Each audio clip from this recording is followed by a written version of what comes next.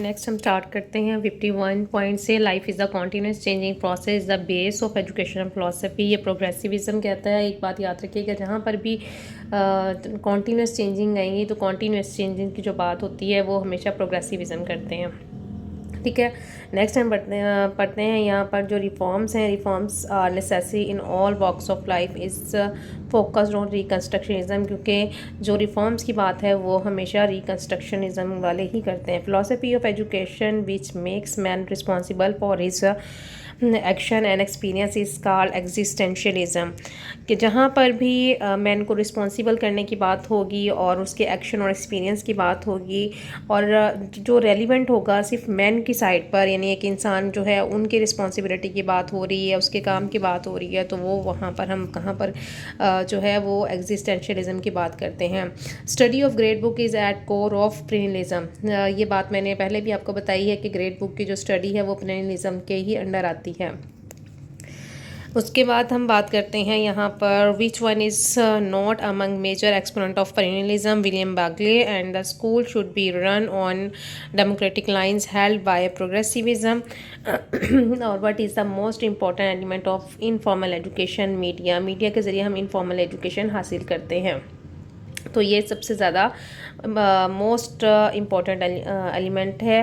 Paule Freire is associated with reconstructionism and integrated curriculum designing is associated with the philosophy of progressivism. Integrated curriculum कौन सा होता है, पहले हम ये देखते हैं। इंटीग्रेटेड करिकुलम जो होता है वो करिकुलम है जिसमें हम 2 से 3 सब्जेक्ट जो हैं उसको इकट्ठा कर देते हैं, और जब उनको इकट्ठा करते हैं, जैसे कि हमारे यहाँ पर इस वक्त ये प्रैक्टिस पर मौजूद है जिसमें हमने छोटे बच्चों के लिए 2 से 3 सब्जेक्ट को कंबाइन किया है, और वो जो करिकुलम है वो इंटीग्रेटेड करिकुलम कहा जाता है। और इसका मेन पर्पस जो है वो बच्चे को रिड्यूस करना है उसके बस्ता लोड को में, और दूसरा उसको एक ही जगह पर तमाम कॉन्सेप्ट जो है वो प्रोवाइड करना है। Values are intrinsic in the human being it is claimed. कौन क्लेम करता है कि वैल्यूज़ जो हैं वो इंट्रिंसिक होती हैं, तो वो आइडियलिज्म क्लेम करते हैं। और ये बात मैंने आपको बताई थी कि जो आइडियलिज्म है वो ये कहते हैं आइडियाज़ आर रियल्स, और वो रियलिटीज़ को नहीं मानते हैं। The education process revolves around the child in the philosophy of प्रोग्रेसिविज्म।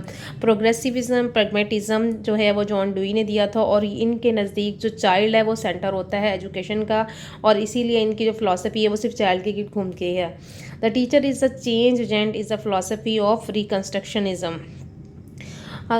जो चेंज एजेंट होता है टीचर्स, वो क्या करता है कि इनके ये सोसाइटी को रिकन्स्ट्रक्ट कर देता है। एक टीचर अपने स्टूडेंट्स को यूज़ करके वो स्टूडेंट्स के सामने प्रॉब्लम्स रखते हैं, और स्टूडेंट्स जो हैं उनका सोल्यूशन फाइंड आउट करते हैं, और फाइंड आउट करने के बाद वो प्रैक्टिस में उस चीज़ को लेकर आते हैं। तो इसलिए यहाँ पर टीचर को चेंज एजेंट माना गया है। Formative evaluation, ongoing feedback and authentic assessment is the process of evaluation. Ongoing feedback जब हम देते हैं तो ये रिकन्स्ट्रक्शनिज्म में आता है। क्यों? क्योंकि जब भी हम रिकन्स्ट्रक्शन की बात करते हैं, मैंने आपको ऊपर भी बताया कि यहाँ पर टीचर जो होता है वो बच्चे को कहता है कि आप प्रॉब्लम को फाइंड आउट करें। उसके बाद जब वो फाइंड आउट कर लेते हैं तो वहाँ पर वो इवेलुएट करते हैं कि आया ये प्रॉब्लम जो है वो प्रैक्टिकल है भी या नहीं। इस दौरान टीचर जो है उसको फीडबैक देता है और उसकी असेसमेंट भी करता है, और उसके बाद ये देखता है कि आपने जो प्रोसेस किया है, यानी कि इसको इवेल्युएट करने के लिए कि आया ये प्रैक्टिकल है नहीं है, इसको हम कैसे सोसाइटी में एक मीनिंगफुल तरीके से इम्प्लीमेंट कर सकते हैं। तो इसलिए रिकन्स्ट्रक्शनिज्म यहाँ पर आएगा। बिहेवियरिज्म, प्रोग्रेसिविज्म एंड प्रैग्मेटिज्म जो है वो इसका पार्ट नहीं बनेगा। What cannot be thought cannot be real is associated with idealism in stating the purpose of education. Pragmatist would probably stress the need of, किस चीज़ पर स्ट्रेस करते हैं प्रैग्मेटिस्ट? देखिए जब भी मैंने प्रैग्मेटिस्ट की बात आएगी तो वो वहाँ पर एक्सपीरियंस और डेमोक्रेटिक इन्वायरमेंट की बात करेंगे। एक्सपीरियंस लर्निंग होगी, डेमोक्रेटिक इन्वायरमेंट होगा, स्टूडेंट सेंटर होगा, और जो लेबॉरेटरी वर्क होगा, यहाँ पर learning to do by doing की बात होगी। तो यहाँ पर जितनी भी बातें होंगी वो प्रोग्रेसिविज्म और प्रैग्मेटिज्म की होंगी।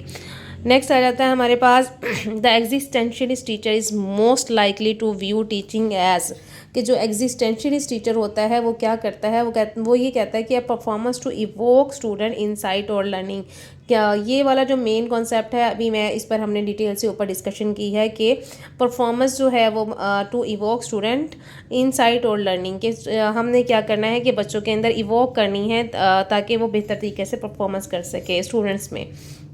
उसके बाद आ जाते हैं हम एसेंशियलिस्ट की बात करते हैं। एसेंशियलिस्ट किस चीज़ पर स्ट्रेस देते हैं? एसेंशियलिस्ट स्ट्रेस अपॉन मेंटल डिसिप्लिन की बात करते हैं। और एसेंशियलिस्ट के बारे में थोड़ी सी चीज़ें यहाँ पे बता दूँ कि ये हमने लास्ट वीडियो में देखा था कि एसेंशियलिस्ट ट्रेडिशन बेस है, और लेकिन इसके साथ साथ ही इनका डिसिप्लिन जो है वो मेंटल डिसिप्लिन होता है। सेकंड इज़ दैट कि ये लोग चेंज को आहिस्ता आहिस्ता पसंद फरमाते हैं, चेंज आहिस्ता आहिस्ता इसमें आता है, और वो ये कहते हैं कि जो चीज़ नेसेसरी है बस आपने वही करनी है, ठीक है। यानी कि जैसे कि अगर हम अपनी सोसाइटी में देखें तो यहाँ पर भी चेंज होता है, वो स्लोली एंड ग्रेजुअली आ रहा होता है। इस तरह से जो एसेंशियलिस्ट हैं वो ट्रेडिशनल से अपने एम्स ऑफ ऑब्जेक्ट लेने के साथ साथ जो सोसाइटी में और साइंटिफिक नॉलेज जो ग्रेजुअली चल रहा होता है उसको एक्सेप्ट करते हैं, लेकिन यहाँ का जो चेंज होगा वो ग्रेजुअली होगा, ठीक है, एकदम चेंज नहीं आता। बाकी फ़िलॉसफी में जिनमें से हम प्रोग्रेसिविज्म की बात करते हैं तो उनका चेंज जो होता है वो एकदम होता है, वो चेंज को एक्सेप्ट कर लेते हैं फ़ौरन उनकी सोसाइटी। लेकिन इनकी सोसाइटी में जो चेंज आएगा, जो ये इस फ़िलॉसफी के अंडर होंगी, वहाँ चेंज होगा बहुत स्लोली एंड ग्रेजुअली होगा। और ये लोग जो टेक्नोलॉजी है उसको एक्सेप्ट करेंगे, लेकिन स्लोली एंड ग्रेजुअली। नेक्स्ट है 68 पर है नॉर्मली फ़िलॉसफी में बी पर्सपेक्टिव एंड एनालिटिकल, ठीक है। और who says human nature remain the same everywhere, hence education should be same for everyone. तो ये बात करते हैं प्रेनिज्म, और ये क्यों करते हैं? बिकॉज इनका ख्याल होता है कि चूँकि नेचर जो है वो सेम रहेगी, वक्त जो है वो सेम रहेगा, हर चीज़ कांस्टेंट है, डिसिप्लिन कांस्टेंट है, और लिहाजा जो है जो सब्जेक्ट पढ़ाए जा रहे हैं वो वही पढ़ाए जाएं जो कि पहले से पढ़ाए जा रहे हैं, वही चीज़ें, वही ग्रेड बुक्स, वही तमाम सिलेबस जो पहले से पढ़ाया जा रहा है वही पढ़ाना चाहिए। सो ये कहते हैं कि human nature remains the same everywhere, hence education should be same for everyone. Action research is the method of teaching, और एक्शन रिसर्च कहाँ पर होगी? ये रिकंस्ट्रक्शन में होगी, बिकॉज इस चीज़ पर एक्शन लिया जाना चाहिए और लिया जाता है, और ऐसी चीज़ों को रिसर्च का पार्ट बनाया जाता है जो वाकई में एप्लीकेबल हों, जो सोसाइटी के लिए मीनिंगफुल हों, सोसाइटी को रिकंस्ट्रक्ट करें, सोसाइटी में चेंज लेकर आएँ और रिक्रिएट कर सकें उसे। Nature of scientific knowledge rest on empiricism. Empiricism यानी अमली तजर्बात के ज़रिए जो नेचर है साइंटिफिक नॉलेज की वो बिल्कुल एक्सपेरिमेंटल है, और इसीलिए एम्पेरिसिज्म की बात आएगी यहाँ पर, ठीक है। According to naturalism the aim of education is self expression. Okay, the application of philosophy in education में इंक्लूड, जब भी हम फ़िलासफ़ी की एप्लीकेशन देखते हैं तो हम ये देखते हैं कि वहाँ पर एम भी होता है, वहाँ ऑब्जेक्टिव्स भी होते हैं, वहाँ करिकुलम भी होता है, वहाँ टीचिंग भी होती है। तो इसलिए जो एप्लीकेशन है फ़िलासफ़ी की एजुकेशन में उसमें ऑब्जेक्टिव्स आएंगे, करिकुलम आएगा एंड टीचिंग, ये तीनों चीज़ें जो उसकी तीन कौन है वो लाजमी बनेगी। Ethic and aesthetic are the component of, तो ये बेसिकली अगर आपके पास एक जियोलॉजी ना हो तो एस्थेटिक वर्ड भी आ सकता है यहाँ पर। तो यहाँ पर आपने देखना ये बेसिकली एक्जियोलॉजी में ही आते हैं, और एक्जियोलॉजी का ही पार्ट होते हैं एथिक एंड एस्थेटिक। लॉजिक किस में इंक्लूड होती है? लॉजिक जो है हमारे पास क्या कहते हैं, उन्होंने कहा logic include deductive and inductive और scientific method.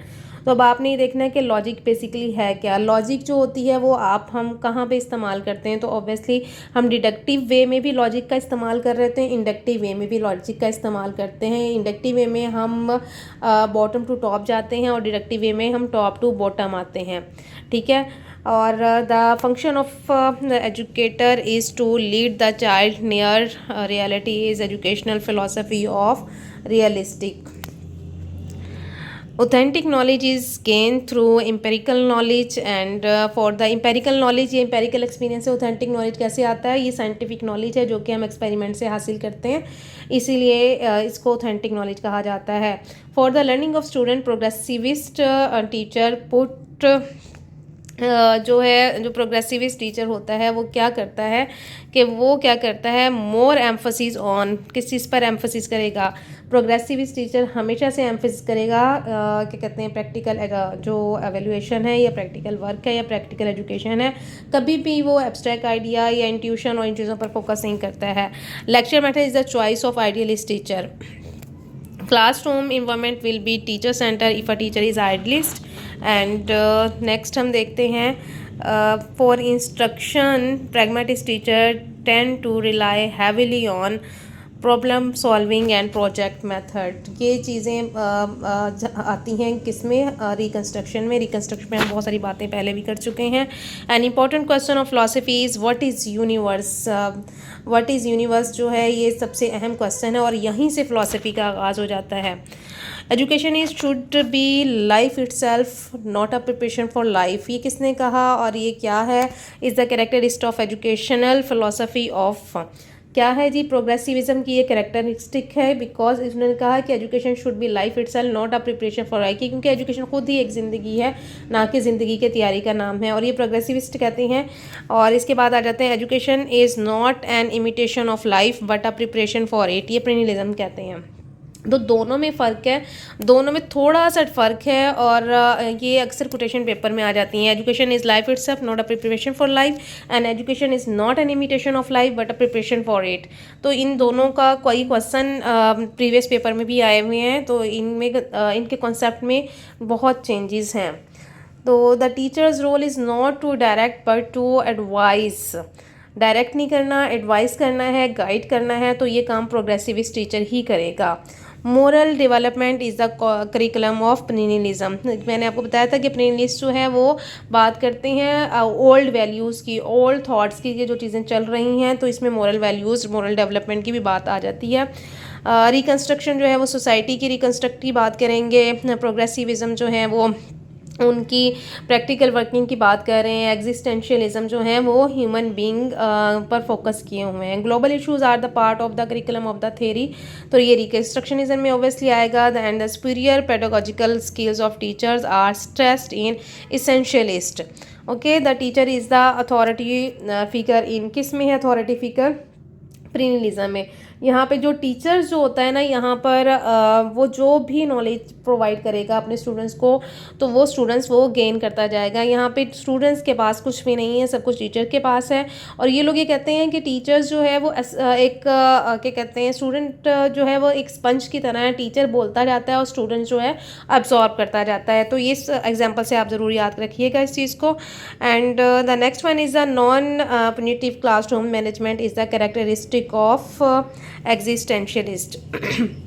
Computing is the curriculum of essentialism.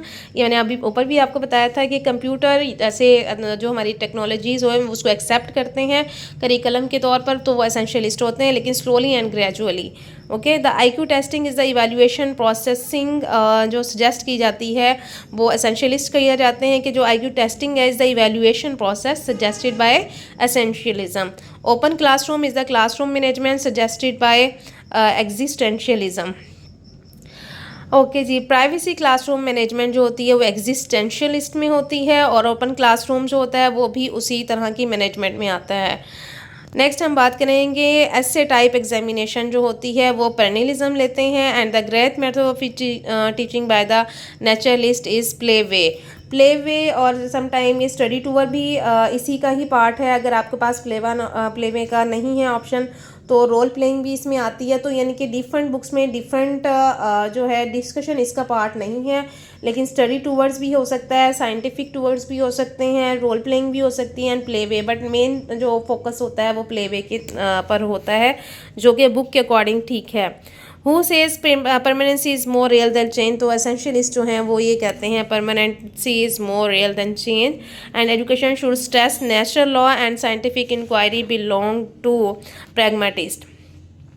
Education should stress individual responsibilities and choice, ये एग्जिस्टेंशलिस्ट कहते हैं। And according to the naturalist school of philosophy, teaching is imparted primarily through experience. अच्छा, यहाँ पे जो naturalist के अभी आया तो थोड़ी सी मैं इसकी डिटेल बता दूँ कि जो नेचुरलिस्ट हैं वो ये कहते हैं कि स्टूडेंट्स जो है वो अपने एक्सपीरियंस से हासिल करेगा, लेकिन इसके साथ साथ इनकी एक जो स्कूल है वो प्रॉपर प्लेवे के ज़रिए पढ़ा जाएगा, रोल प्लेइंग के ज़रिए पढ़ाएगा, हिस्ट्री पढ़ाएगा, तो इसलिए ये एक्सपीरियंस की बात करते हैं। और यहाँ पर जो नेगेटिव एजुकेशन का कंसेप्ट है वो भी नेचुरलिस्ट देते हैं। नेगेटिव एजुकेशन मीन कि बच्चा सोसाइटी के साथ जो है वो शुरू में जितनी मर्जी एजुकेशन हासिल करें, या इस यहाँ पर प्रॉपर जो है स्कूल भेजने का जो कंसेप्ट है वो नहीं है, बल्कि आज़ादी के साथ आप हासिल कर सकते हैं तालीम को। The critical thinking is the method of teaching. Critical thinking reconstructionism में आती है, क्योंकि यहाँ स्टूडेंट्स जो हैं वो प्रॉब्लम सॉर्ट आउट करते हैं, प्रॉब्लम को डिफ़ाइन करते हैं, प्रॉब्लम्स को सॉल्व करते हैं, तो यहाँ पर बच्चा जो है क्रिटिकल थिंकिंग सीखता है। ओके जी, थैंक यू सो मच। अभी हमने 100 पॉइंट्स किए, इंशाल्लाह हम नेक्स्ट इसको मज़ीद कंटिन्यू करेंगे, और कल तक के लिए अल्लाह हाफिज़।